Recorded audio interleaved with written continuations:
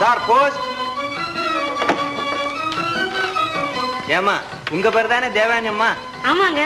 உங்க பேருக்கு 25 ரூபா மணி ஆர்டர் வந்திருக்கு. பணமா? எனக்கு யாரு? மதுரைன்னு போட்டிருக்கு. மீனாட்சி அம்மா அனுப்பியிருக்காங்க போல இருக்கு. மீனாட்சியா? யார் அது? அது யாரோ? இதுல கையெழுத்து போடுங்க. எனக்கு கையெழுத்து போட வராதுங்களே. அப்படின்னா 2 ரேகை வச்சுங்க. இந்த பத்தில இதுல 1 இதுல 1 அவ்வளவு. சரி.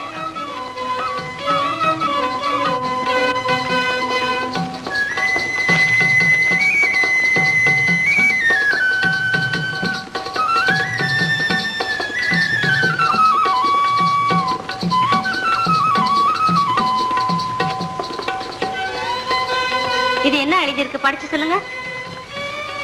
தேவானி அம்மா அவர்களுக்கு உங்கள் உதவியினாலே படித்தேன், உத்தியோகமும் கிடைத்தது.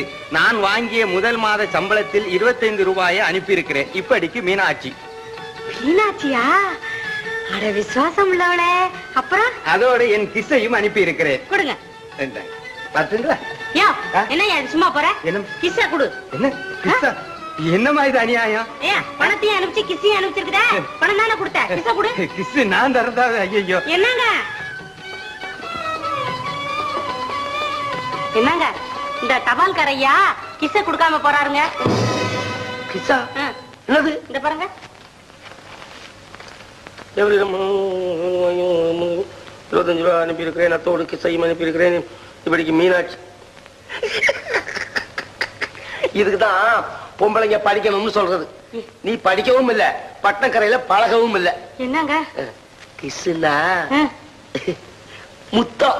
ஐயோ கர்மம் கர்மம் தலையில எடுத்து.